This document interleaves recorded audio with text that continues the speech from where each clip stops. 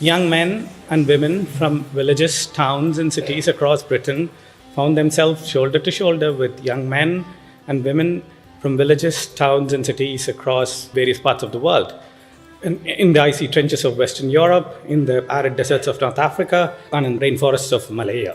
In the great Western tradition, in the great Christian tradition, the idea of sheep representing the innocence, wanting security, and the wolf representing the violence and taking away of that security.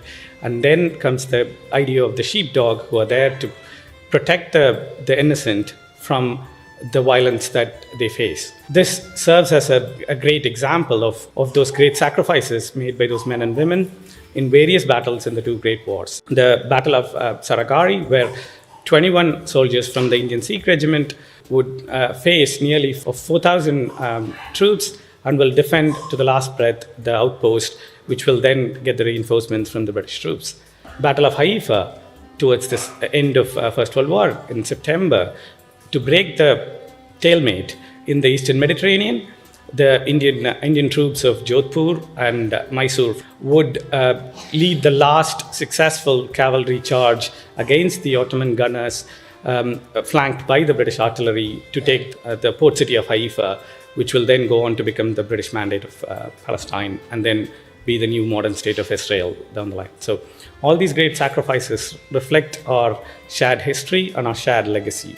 As I mentioned, in the great Christian tradition, there is a similar analogy in the Eastern tradition, in the Dharmic tradition. The ancient Hindu scripture, when it defines the character of a warrior, it goes as 𝗠𝗬𝗏𝗪𝗏 𝗦𝗘𝗙𝗪𝗏 𝗤𝗙𝗡𝗙𝗏 𝗙𝗏𝗡𝗏.